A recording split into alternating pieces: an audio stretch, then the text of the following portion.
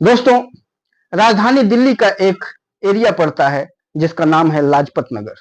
लाजपत नगर में एक फ्लाईओवर है और उस फ्लाईओवर के नीचे हर दिन एक बाजार सजती है, एक मंडी लगती है और वो बाजार और वो मंडी देह व्यापार की होती है।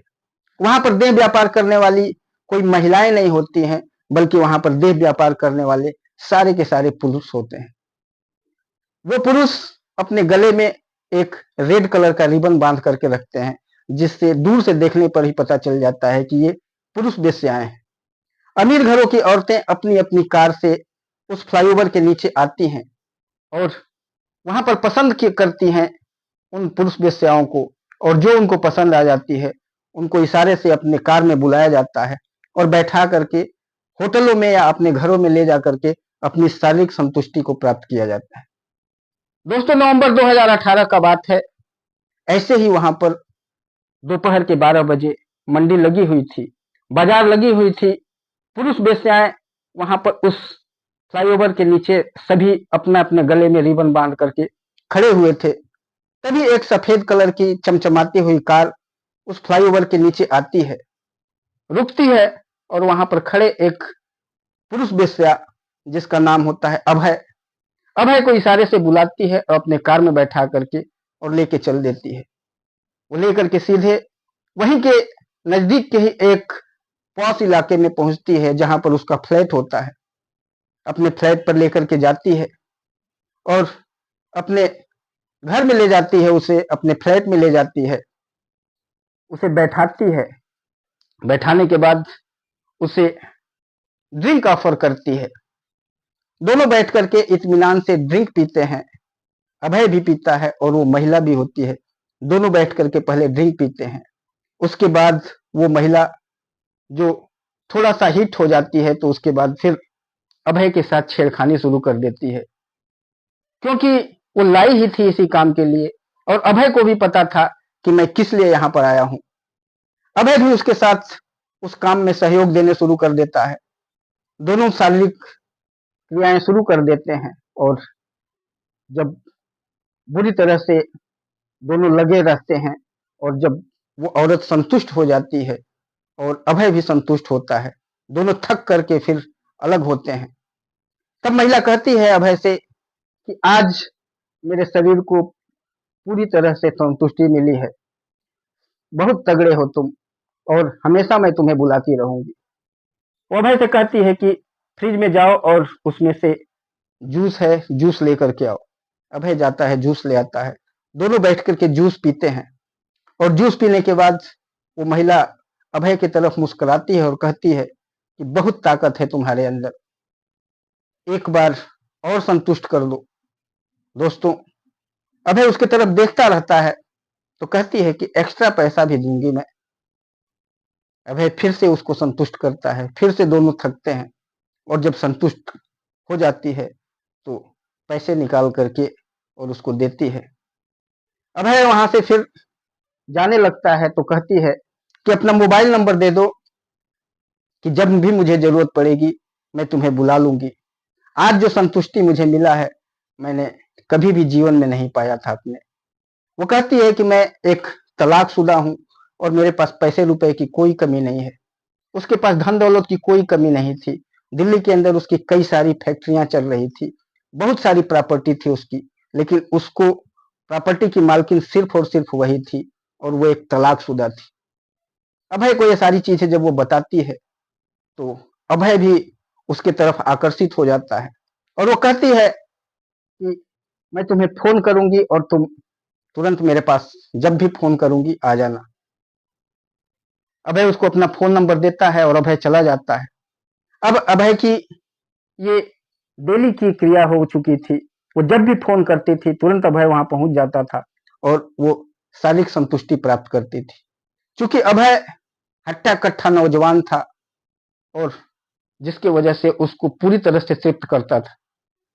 दोस्तों, कुछ ही दिनों के बाद फिर वो फोन करती है उसको और जब उसको दूसरी बार बुलाती है और जब वो अभय दूसरी बार उसके पास पहुंचता है तो कुछ ऐसा होता है जिसे आप भी जानेंगे तो आप भी सोचने लग जाएंगे कि ऐसा कैसे हो गया?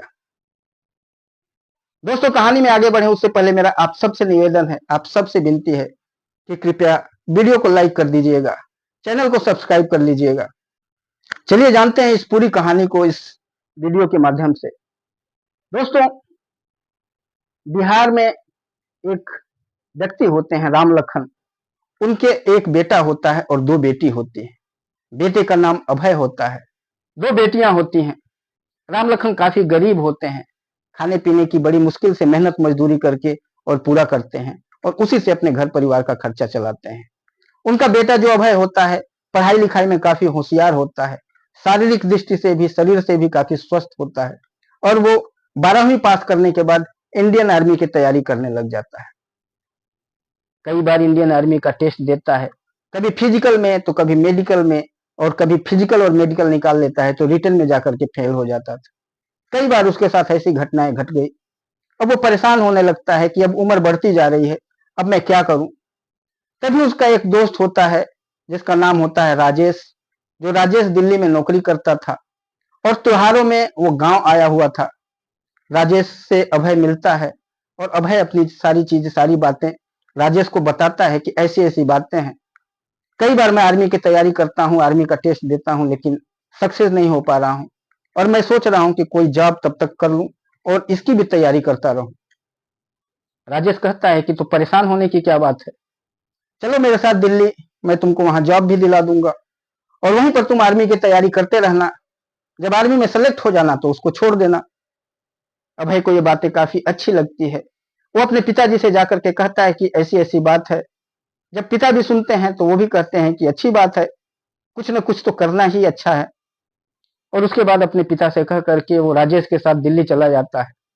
जहां पर जिस रूम में राजेश किराए पर रह रहा था, वहीं पर अभय भी उसके साथ रुकता है और अगले दिन ले जाकर के राजेश अभय को एक कपड़े की दुकान में, जहां पर खुद भी करता था, वहां उसको नौकरी दिला देता है। हर महीने उसे 7-8 हजार रुपए उस दुकान पे मिलने लगते हैं, जिससे उसका खुद का भी खर्चा चलने लगता है और जो पैसे बचते हैं अपने घर पे अपने माता पिता के पास भेजता रहता है, जिससे उसके घर वालों का भी खर्चा बर्चा चलने लगता है। लेकिन अभय अब सिर्फ इन चीजों से संतुष्ट नहीं था। अब वो ये सोच रहा था कि जब बाहर आ ही गए हैं नौकरी करने के लिए, तो ऐसा करें कि और पैसे आए हमारे पास। वो राजेश से कहता है कि राजेश, सिर्फ ये 7-8 हजार रुपए से कब तक काम हम लोगों का चलेगा। 3-4 हजार रुपए तो हमारा यहाँ पर खुद का खर्चा लग जाता है, 3-4 हजार रुपए हम घर पे भेजते हैं, कोई फायदा नहीं है। कुछ ऐसा काम बताओ जिससे और भी पैसा कमाया जाए। तो राजेश हंसता है, मुस्कुराता है और कहता है कि काम तो बहुत है। तो अभय कहता है कि काम है तो क्या दिक्कत है, बताओ कितना भी मेहनत लगेगा, कितना भी हार्ड से हार्ड भी काम होगा तो मैं करने के लिए तैयार हूँ। मैं एकदम शरीर से स्वस्थ हूँ। मैं इंडियन आर्मी की तैयारी करता हूँ, भाग दौड़ करके देखो मैंने शरीर बनाया हुआ है। कितना भी मेहनत वाला काम होगा तुम मुझे बताओ, मैं करूंगा, लेकिन मुझे पैसे कमाना है। दोस्तों, राजेश फिर मुस्कुराता है और कहता है कि इतना भी हार्ड काम नहीं है, काम आसान है, लेकिन उसमें पैसे बहुत है। अभय उसको कहता है कि ठीक है, वो काम हमको बताओ। बोला सुबह बताऊंगा, सुबह तुम्हें लेकर के साथ में चलूंगा। दिन के 12 बजे अभय और राजेश दोनों उस फ्लाईओवर के नीचे चले जाते हैं। अभय और राजेश जब फ्लाईओवर के नीचे खड़े होते हैं, एक रिबन ले आकर के अभय को भी लगाने के लिए देता है और अपने भी लगाता है और फिर अभय को समझाने लगता है कि देखो भाई, यहाँ पर ऐसे ऐसे काम है, यहाँ पर बड़े बड़े घरों की अमीर औरतें आएंगी, वो तुमको लेकर के जाएंगी, अपने शारीरिक सुख की प्राप्ति करेंगी, शारीरिक संतुष्टि की प्राप्ति करेंगी और एक मोटा पैसा देंगी और तुम उसको लेकर के आराम से आ जाओगे। जब ये बातें अभय सुनता है तो अभी अभय काफी गुस्सा हो जाता है। कहता है कि ये कौन सा काम कराने के लिए तुम मुझे लेकर आए हो, ये कौन सा काम है, ये सब गंदा काम मुझसे नहीं होगा। कोई हार्ड काम भी है तो बताओ मुझे, मेहनत मजदूरी करने वाला कोई भी काम है सब करूंगा, लेकिन ये कौन सा काम है, ये वेश्यावृत्ति वाला काम मेरे से नहीं होगा। वो गुस्सा हो जाता है राजेश के ऊपर और गुस्सा जैसे ही होता है, अभी राजेश से बात ही कर रहा था, तब तक से वहां पर एक कार आकर के रुकती है और उसमें से एक महिला होती है जो राजेश को इशारे से बुलाती है और राजेश उस कार में बैठ जाता है और उस महिला के साथ चला जाता है। अभय वहां खड़ा खड़ा उसको देखता रहता है कि ये कौन सी बात हुई, लेकिन अभय का दिल गवाही नहीं देता है और अभय वहां से सीधे वापस अपने रूम पर आ जाता है। शाम को जब राजेश वापस आता है तो उसके हाथों में नोटों की बंडल होती हैं, गड्डियां होती हैं, काफी 8-10 हजार रुपए वो लेकर के आता है। और जब अभय को दिखाता है, कहता है कि ये देखो, ये प्रॉफिट होता है इस काम में, इतना पैसे आते हैं। तुमको जब मैं समझा रहा था, तुमको बता रहा था कि अगर पैसे कमाना है तो ये करना सबसे बेटर है, तो तुम्हें अच्छा नहीं लग रहा था। जब इतने सारे पैसे देखता है अभय, तो उसको भी लालच आ जाती है और फिर अगले दिन राजेश के साथ फिर जाके फ्लाईओवर के नीचे वो भी खड़ा हो जाता है। थोड़ी ही देर खड़ा होते हैं, तब तक से एक चमचमाती सफेद कार आती है और उसमें जो एक महिला होती है, एक सुंदर और महिला उंगली के इशारे से उस अभय की तरफ इशारा करती है। जैसे ही वो अभय को अपनी तरफ इशारा करती है, राजेश देखता है और कहता है, अभय जा, तेरा काम शुरू हो गया। अभय वहां से चला जाता है, महिला के कार में जाकर के बैठ जाता है और महिला वहां से उसको लेकर के वहीं के एक पास इलाके में, पास कॉलोनी में अपने फ्लैट पर पहुंच जाती है। फ्लैट पर लेकर के जाती है और जाते ही उसको ड्रिंक ऑफर करती है।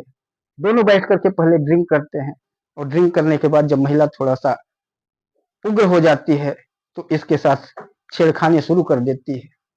अभय को भी पता था कि मैं यहाँ पर किस लिए आया हूँ, मुझे यही काम करना था, इसी का पैसा मुझे लेना है। तो अभय भी उसके साथ पूरी कार्रवाई करना शुरू कर देता है और अभय उसको इतना सुख देता है, इतनी संतुष्टि देता है कि वो बिल्कुल संतुष्ट हो जाती है। वो अभय से कहती है कि इतना सुख और इतनी संतुष्टि तो मैंने कभी भी नहीं पाया।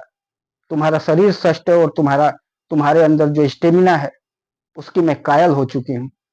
तुम्हें जितना पैसा चाहिए, कभी भी चाहिए, मुझसे मांग सकते हो। मुझे पैसे रुपए की कोई कमी नहीं है। मैं एक विधवा हूँ और मेरे पास कई सारी फैक्ट्रियां और कई सारे प्रॉपर्टी हैं। जब भी मुझे संतुष्टि की जरूरत होगी मैं तुमको बुलाऊंगी और तुम आ जाना। पैसे की कोई चिंता नहीं करना। उसके बाद थोड़ी देर के बाद उसको कहती है कि जूस ले आओ, फ्रिज में पड़ा हुआ है। दोनों जूस पीते हैं और थोड़ी देर बातें करते रहते हैं, उसके बारे में, उसके घर के बारे में सब कुछ बात करती हो महिला।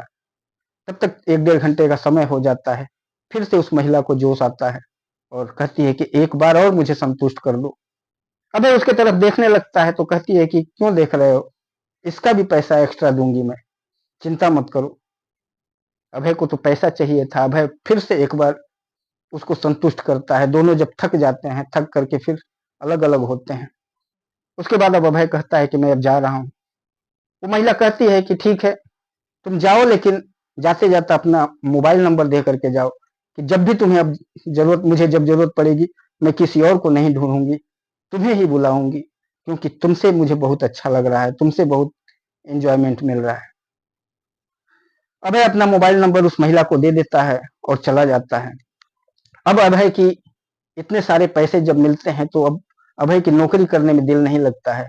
अब वो सुबह ही जाकर के उस लाजपत नगर की पुलिया के नीचे, ओवरब्रिज के नीचे खड़ा हो जाता था और एक नहीं, दो नहीं, जितने भी उसको कस्टमर मिलते थे उनके साथ जाता रहता था, आता रहता था और काफी सारे पैसे कमाने लगता था। अब वो पैसे अपने घर पे भेजता है। धीरे धीरे घर की हालत उसकी सही होने लग जाती है। वो इतना पैसे कमाने लग जाता है कि अपनी दोनों बहनों की शादी कर देता है, अपना घर मकान धीरे धीरे बना लेता है। अब उसके आस पड़ोस के लोग जो होते हैं उसको देख करके चिढ़ने लगते हैं कि ये कौन सी नौकरी करने लगा कि अभी गए हुए तो इसको मुश्किल से थोड़े ही दिन हुए और इतना सारा पैसा कमाने लग गया कि ये दोनों बहनों की भी दहेज दे करके शादी कर लिया और अपना घर मकान सब बना लिया। इसके माँ बाप सब खुशी से रह रहे हैं।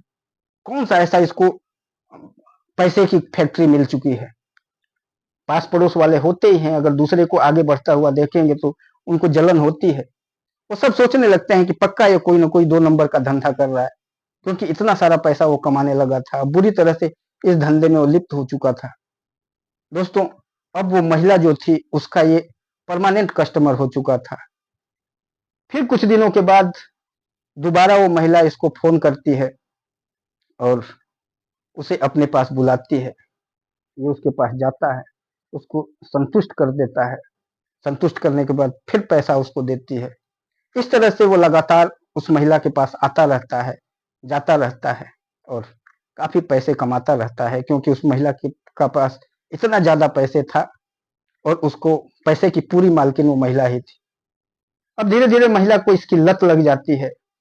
अब उसे सिर्फ दिन में ही नहीं बुलाती है, अब जब इसको बुलाती है तो दिन में भी रखती है, रात में भी रखती है। कई कई बार तो उसको एक एक दो दो तीन तीन दिन तक अपने फ्लैट में ही रखती है, और ये दोनों शारीरिक संतुष्टि को प्राप्त करते रहते हैं। दोस्तों, जो ये अब अभय था, अब अभय को भी उस औरत की लत लग गई थी। अभय को भी पता चल गया था कि ये औरत काफी अमीर है, पैसे रुपए की कोई कमी नहीं है इसको, और देखने में भी काफी सुंदर थी। बस थोड़ा सा एज उसका ज्यादा था, लेकिन अभय को उससे कोई तकलीफ नहीं थी। अब ये लोग शारीरिक संतुष्टि के अलावा दिन रात एक दूसरे से बातें करते रहते हैं। हमेशा वो महिला भी इसको फोन करती रहती थी, ये भी फोन करता रहता था, वीडियो चैट करते रहते थे, कॉल करते रहते थे। और जब दिल नहीं मानता था तो ये महिला के पास पहुंच जाता था और एक दिन दो दिन उसके पास रहने लगता था। अब इन दोनों के बीच में शारीरिक संतुष्टि ही नहीं, अब इन दोनों के बीच में प्यार हो चुका था, एक दूसरे को प्यार करने लगे थे। अभय एक दिन उस महिला से कहता है कि देखिए, अब सिर्फ संतुष्टि ही नहीं, अब मुझे आपसे प्यार होने लगा है और मैं आपसे शादी करना चाहता हूँ। वो महिला भी अभय से इतना इम्प्रेस थी कि जब अभय की बातें सुनती है तो वो भी खुशी से उछल पड़ती है और कहती है कि अगर तुम मुझसे शादी करना चाहते हो, अगर मुझे विधवा होने के बावजूद और तुमसे ज्यादा एज होने के बावजूद अगर तुम मुझसे शादी करने के लिए तैयार हो तो मैं तो हमेशा तैयार हूं तुम्हारे साथ शादी करने के लिए। तुम जब कहो तब मैं तुमसे शादी कर लूंगी। मेरे पास पैसे रुपए धन दौलत की कोई कमी नहीं है, हम लोग खुशी पूर्वक रहेंगे। अभय कहता है कि ठीक है। वो अपने जा करके अपने घर वालों को बताता है, अपने माता पिता को बताता है कि ऐसी ऐसी बात है। पहले उसके माता पिता काफी उससे नाराज होते हैं, कहते हैं कि तुमसे ज्यादा उम्र की है, तुम उस महिला की तुमसे कम से कम 10 साल उम्र ज्यादा है, और उस महिला से तुम शादी करोगे, ऐसा कैसे हो सकता है? और ऐसी महिला से जो कि ऐसे काम करती है, या ऐसी महिला से तुम शादी करोगे जो कि पहले से ही शादीशुदा है, वो विधवा महिला से। पहले उसके घर वाले काफी उसको रोकते हैं, टोकते हैं, लेकिन जब अभय उसको कह देता है कि नहीं, मैं जब भी करूंगा तो मैं उसी से शादी करूंगा, उसके अलावा मैं किसी से शादी नहीं करूंगा, तो उसके घर वालों को भी उसकी बात के नीचे झुकना पड़ता है, और अंततः दोनों एक दिन जाकर के कोर्ट मैरिज कर लेते हैं। घर वाले भी उसका साथ देते हैं। अब घर वाले भी सोच चुके थे कि अब ये जब लड़का मानेगा ही नहीं, और जब घर वालों को भी पता चलता है कि बहुत अमीर औरत है, इसके पास पैसे रुपए की कोई कमी नहीं है, तो घर वाले भी उसका साथ देने लग जाते हैं, और फिर उसके बाद दोनों शादी कर लेते हैं। दोनों शादी के बंधन में बंधने के बाद काफी खुशी पूर्वक अपना जीवन निर्वाह करने लगते हैं। दोस्तों, ये कहानी एक बहुत ही अजीब किस्म की कहानी है, लेकिन सच है, ये सत्यता है इसके अंदर। दोनों प्रेम पूर्वक दिल्ली में ही रहने लगते हैं। अब अभय बिहार से अपने पूरे परिवार को, अपने माता पिता को, अपनी बहनों की शादी कर चुका था। बहनें भी जब शादी कभी भी आती थी तो उसके वहीं पर फ्लैट पे आती थी। फ्लैट के अलावा कई सारी उस औरत की कोठियां थी। अब वो आराम से एक कोठी में अपने परिवार के साथ खुशी पूर्वक रहने लगता है। उसके माता पिता भी वहां रहने लगते हैं और काफी आनंद पूर्वक अपना जीवन निर्वाह कर रहे होते हैं। दोस्तों, कुछ ही दिनों के बाद, तकरीबन 1 से 1.5 साल के बाद, उस विधवा औरत जो थी, उसकी और अभय की दोनों का एक संतान होता है, एक बेटे की प्राप्ति होती है, और दोनों अपना खुशी पूर्वक अपना जीवन जी रहे होते हैं। तो दोस्तों, कहते हैं कि कभी कभी कोई गलत कदम भी आदमी को सही रास्ते पर लेकर के चला जाता है। आदमी उसको सोचता है कि ये बहुत गलत है, लेकिन अंततः वो जब उस सफलता तक, उस सक्सेस तक पहुंचता है, तो बैठ करके सोचने लगता है कि यार, ये गलत स्टेप ही मुझे यहाँ पर इतना आगे तक पहुंचा गया। आपका क्या राय है, आपका क्या विचार है इस कहानी को सुन करके? क्या अभय ने सही किया या गलत किया? कमेंट बॉक्स में जरूर बताइएगा। फिर मिलेंगे किसी और वीडियो में, तब तक के लिए नमस्कार।